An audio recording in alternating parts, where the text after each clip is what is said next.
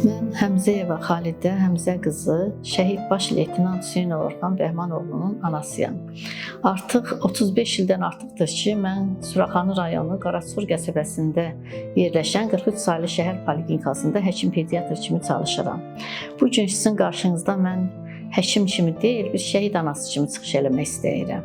26 saylı şəhər poliklinikasının 1-ci terapiya şöbəsinin böyük tibb bacısı Gülnarə Səfərova, 44 günlük müharibənin şəhidi Hikmət Səfərovun həyat yoldaşıyam.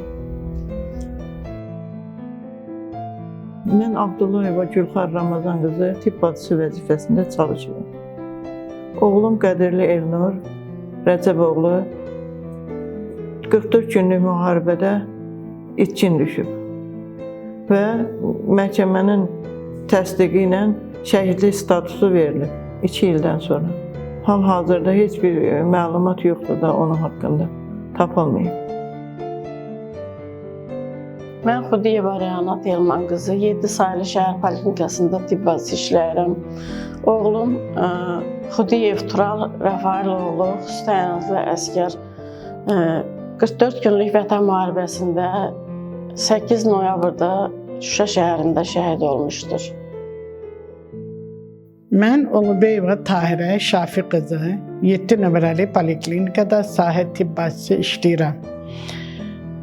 Mən 44 günlük müharibədə şəhid olan Ulubeyev Nur Əhmədin anasıyam. Mən Quliyeva Elnur Nisani qızı Hövsan Sağlamlıq Mərkəzində tibbi qeydiyyatçı vəzifəsində çalışıram. Mən bu günlərim şəhid qardaşım Quliyev Barat haqqında danışmaq istəyirəm. Orxan mənim ilk övladım idi. Onu bəlkə də dünyalar qədər sevirdim. O çox savadlı, zəkalı, ağıllı, qayğıkeş bir oğlan idi. Qardaşı ilə onun arasında 3 yaş fərqi var idi. O öz qardaşını da məktəb vaxtları, bağça vaxtları bir ata kimi qoruyurdu. Biz 2001-ci ildə ailə qurmuşuq. Hikmət ehtiyatda zabit idi. Hikmət çox vətənpərvər idi. Polad Həşimov şəhid olanda Hikmət sanki öz qardaşını itirdi. Belə bir bizim evdə abu-hava yarandı. Elnur gülər üzlü, mehriban, xoş xasiyyətli bir uşaq idi. Onu deyəndə elə bir müsbət auralı, gülüş doğuran bir uşaq nəzərdə tutulur.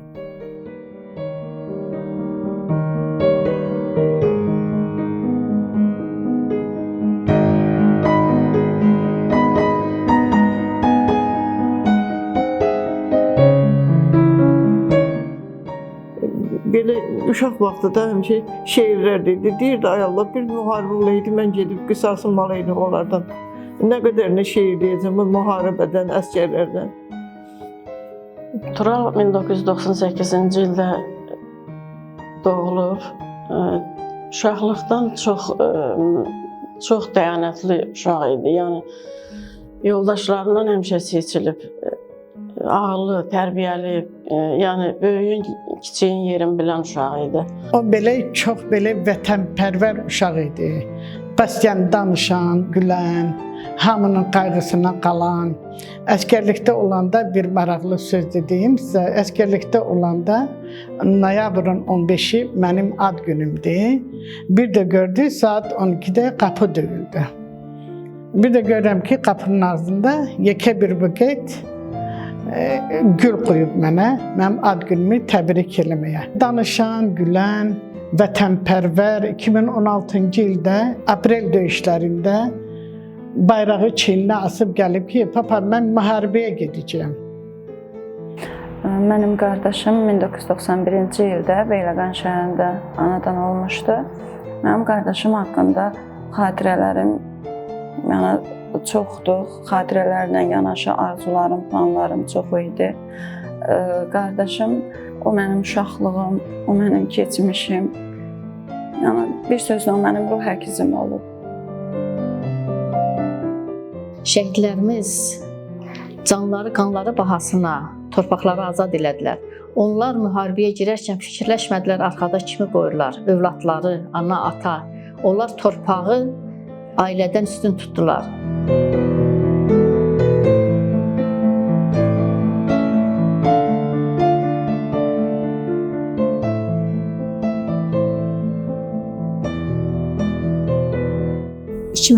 sentyabrın 20-si idi. Hikmət hərbi komissarlıq tərəfindən çağırıldı.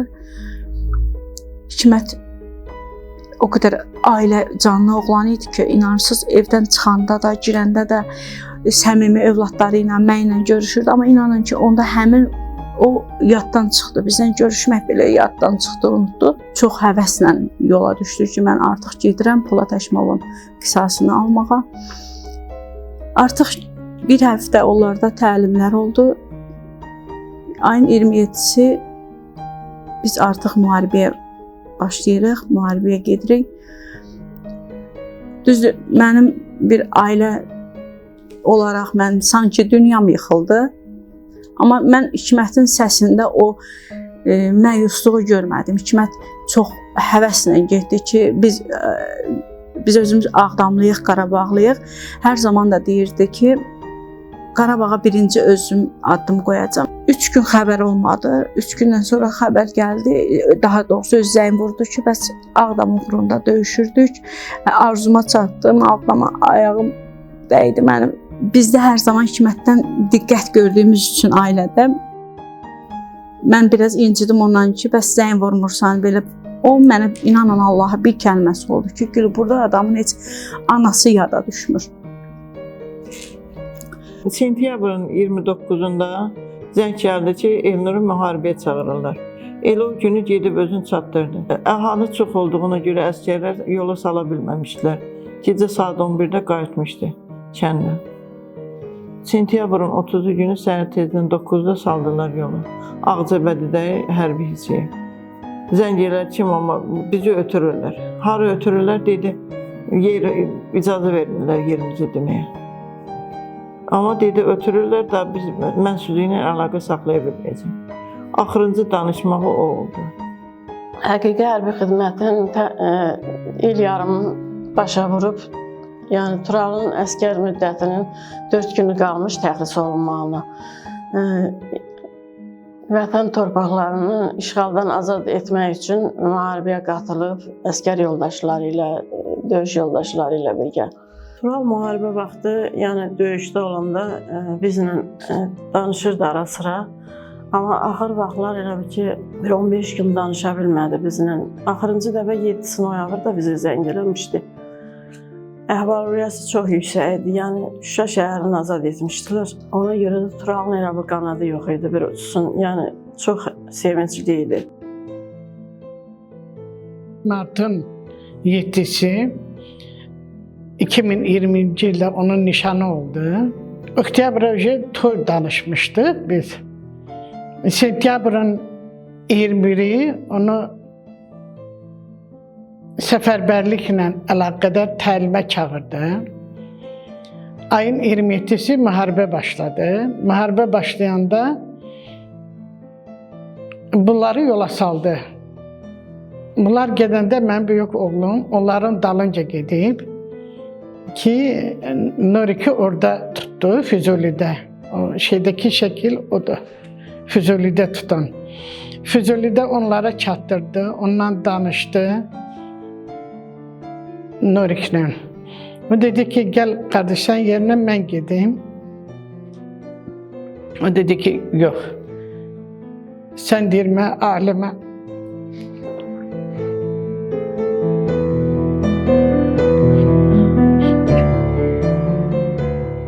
Atamı, anımı sən orada lazımsan, mən də müharibəyə gedirəm. Mən də geri qaçsam, heç kəsin üzünə çıxa bilmərəm mən.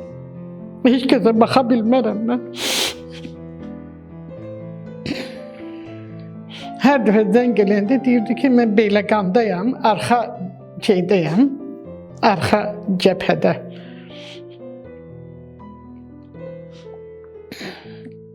Ayın 3-ü zəng gələndə dedi ki, Nurik dedim, orada vəziyyət necədir, neyinirsən? Deyir, mənə buradan da, evdən də mənə yaxşı baxırlar. Mən burada lazımım.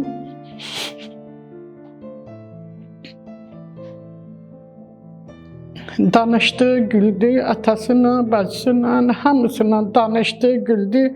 Hamı da elə bilir ki, haqqı o Beyləqandadır, arxa cəbhədədir. Demə bu o Füzulidəymiş, oradan özü də yağışlı bir gündür. Vəzifəsini şərəflə, layiqincə xidmət edib və müharibədə də döyüş yoldaşlarının bizə verdiyi məlumata görə yetərincə qəhrəmancasına döyüşüb. 4-ü səhər mən sübh namazına durmuşdum. Çünki Orxandan məlumat ala bilmirdim. Sübh namazı qıldım. 1 saatlıq yuxuda yatdım. Onda gördüm Orxan yuxuma gəldi. Və Orxanın balaca bir telefon işlədərdi. Gördüm qulağında Orxan danışa-danışa gülür. Mən Orxanı tənqid elədim həmən vaxt ki, bəs sən demirsən atan anan necə əzab çəkir. O gülürdü. Və səhər durdum, atıya, qardaşına, hamıya göz aydını verdim. Orxan dedim, yuxumda gördüm. Orxandan bir gün bir xəbər çıxacaq. Bəli. Bazar günü idi. Saat 4-ün yarısı bizə bankomatdan zəng gəldi. Və bizə məlumat verdilər ki, Orxan hospitaldadır. İnanmadım mən onlara. Çünki mən özüm bir həkiməm. Bildim ki, hospitalda olsa mənə hospitaldan zəng gələrdi. Həmən günü ata, dayı və bankomatın işçiləri Bərdə rayonuna yollandılar. Biz həmən vaxtı bildik ki, Orxan şəhid olub. Sonra 3 gün yenə də Hikmətdən xəbər çıxmadı. Artıq mən bilmirdim, yerin altındayam, üstündəyəm, özümə heç yer tapmırdım. Oktyabrın 5-i idi, Hikmət mənə zəng vurdu. Elə bildim, dünyaları bağışladı, artıq mənim göz yaşlarım qurudu. Düşündüm ki, artıq bu yaralıdır, qazidir, sağalar, evə gələr. Amma bilmədim ki, Hikmətin yaraları o qədər də dərindir. Hikmətin qarın hissəsi möhkəm qəlpədən zədələ almışdı. Sağ böyrək istiracı qopub, əməliyyatdan sonra, ayılandan sonra Hikmət məni həmən aramışdı. Axşam xeyr səfərlər aldı. Onlardan gözlərimdən, hər şeyimlə. Hamıza salamlayıram. Mən çox yaxşıyam. Həqiqi də yaxşıyam. Günü-günümlə yaxşı yaşam. Vəziyyətim də yaxşıdır. Burada da yaxşı baxırlar. Heç bir şey ehtiyacım yoxdur. Heç salamatlı olsun. Heç vətənimiz sağ olsun. Hikmətə gözəl qulluq olunurdu orada həkimlər tərəfindən, müsisralar tərəfindən. Hal-hazırda orada Kəmalə xanım var, Hikmətə qulluq eləyən. Kəmalə xanım hər zaman vurğulayır ki, deyir, mən o insana o qədər mətəl qalırdım. Palataya deyir, girirdim, ən ağır yaralı Hikmət idi, amma yenə də deyir, nə vaxt girirdin, gülürdü. Çünki bu insan öz istəyi uğrunda getmişdi, öz vətəni uğrunda getmişdi. Artıq oktyabrın 17-si idi, Hikmətin onurğasında böyük qəlpə var idi, o qəlpə götürülməli idi. Hikmət Yevlax xəstəxanasında əməliyyata götürüldü.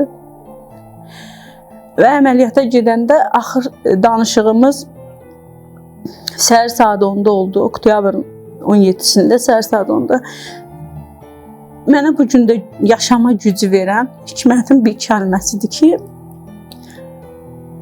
Gül, artıq mən gedirəm, bu qəlpədən də qurtarar canım, amma bil ki, mən sənə güvənirəm, mən olmasam da sən mənim evladlarımı layiqincə boya başa çatdıracaqsan.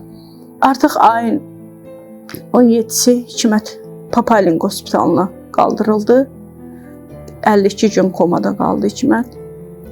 Artıq Hikmət 52 gün komada qalandan sonra dekabrın 8-i Hikmət şəhid oldu.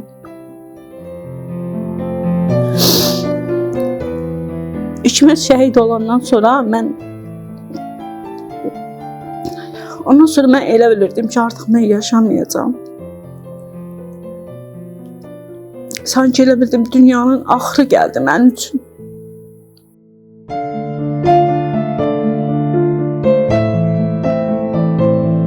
Xalam nəvəsi ilə bir çası olurdular. Xalam nəvəsi də anası ilə danışanda deyib ki, Elnuru görürəm, mənimlə gedir, çörək yeyir, nə bilim, hazırlaşırıq, bu sözləri deyirmiş. 29-cu günü zəng eləyəndə deyib ki, Elnuru ayırdılar məndən, oktyabrın 29-unda. Xalam nəvəsi də noyabrın 8-də qələbə günü Şuşada həlak oldu. Ondan da əlim kəsildi. Oradan komandirləri gəlmişdi. Onlar dedilər ki, biz yaralandıq. Apardılar bizi hospitala, oradan o yana məlumatımız olmadı. Müharibə qutarandan sonra getdim Müdafiə Nazirliyinə. Noyabrın 19-u günü dedilər ki, itkin düşüb. Noyabrın 11-də gecə yarısı 2-yə işləmiş bizə evə zəng gəldi, ev telefonuna. Yoldaşım götürdü telefonu. Ağdam rayon icra nümayəndəliyindən idi. Orada bizə dedilər ki, Xudiyev Tural yaralanıb, Füzuli Diaqnostika Mərkəzinə yaxınlaşın. Gecə 2-nin yarısında biz yola çıxdıq Füzuli Diaqnostikaya. Getdik, oraya çatdıq, biraz qaranlıqlı idi, yəni saat 5 olardı biz gecə yarısı çatdıq. Orada xəstəxananın həyətində gözlədik ki, yəni həkimlər gəlsin, Turalın yaralı bizi çağırıblar da, yəni həkim gəlsin, bizi Turalın yanına buraxsın. Yəni Turalın səhhəti ilə əlaqəli görüşəcəyik Tural'la, amma Tural həyatda deyilmiş demə. Yəni biz ata-yanaya bir də bacı bilirik ki, yaralıdır, amma qohum-əqrəba hamı Tural'ın şəhid olduğunu bilirmiş, hamısı bizlə bərabər. Yəni üz qoyublar Bakı şəhərinin Füzuli rayonuna, Ağdam rayonuna. Biz əslən Ağdamlıyıq. Səhər 9 olub, biz onda bilmişik ki, Tural şəhərin zirvəsinə ucalıb. 12-si noyabrda Turalı Ağdam rayonu Quzanlı qəsəbəsində Şəhidlər Xiyabanında dəfn etmişik.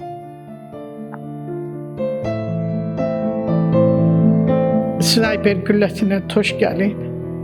Şəhid olan vaxtı, şəhid düşər momenti demirəm, mən evləri remont edirdi. Pilləkənə çıxmışdım. Elə bir ki, lap yuxarı təpəsində pilləkənin. Bir də gördüm, neysə ürəyim sürüldü, elə bir ki, güllə vurdu. Demək ki, o momenti bu iş şəhid olubmuş.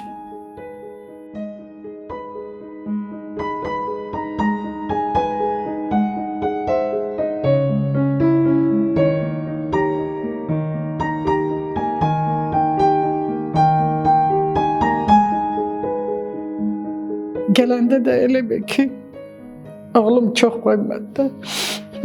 Güclə açdı üzünü, elə bir burada torpaq, elə bir təz.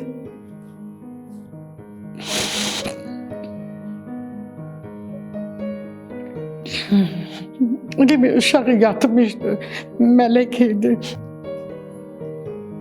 Özü 13 ildən sonra olmuşdu. Evin balacası idi. Elə bir ki, mən onu qəhrəman doğmuşum. Biz qadınlar heç olmasa ağlamaqla, sızlamaqla dözə bilirik. Dözdük, ancaq dözmək deyil. Şəhidlər ölür. Şəhidlərlə onların ailələri də ölür. Yoldaşım bu dərdə dözə bilmədi. Rəhmətə getdi. Onun nə gecəsi var idi, nə gündüzü var idi. Duranda Nurik, Nurik, Nurik. Oktyabrın 11-i günü səhər saat 6-da ata mənə zəng elədi. Dedi ki, baratı gətiririk. Dedim ki, barat gəlir, sevindim. Ata telefonda ağladı, dedi, barat şəhid olub. Yəni, o gündən bizim üçün həyat dayandı. Həyat bir başqa oldu. Düzdür, yaşayırıq. Zaman, vaxt davam edir. Amma bizim üçün bir başqadır. Mən yenə deyirəm, mən qürur duyuram. Mən soruşanda şərəflə, qürurla, fəxrlə deyirəm ki, mən şəhid bacısıyam.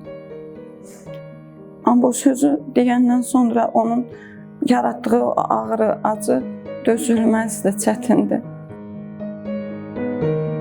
Bugün mənim üçün çox ağır olsa da, amma o mənə kəmanət qoyub gedib. Mən çalışacağam ki, Allahımdan möhlət istəmişəm onun əmanətlərini. Balam necə istəyirdi, ürəyi necə istəyirdi, həmə səviyyə çatdırım. Bugün yenə deyirəm, mən çox qürurluyam. Çünki Orxanım da, digər şəhidlər kimi, digər qəhrəmanlarımız kimi torpaq uğrunda, vətən uğrunda şəhadətə yüksəldilər. Allaha qurban olum. Mən fəxr edirəm ki, mənim Nurəhmət kimi oğlum var.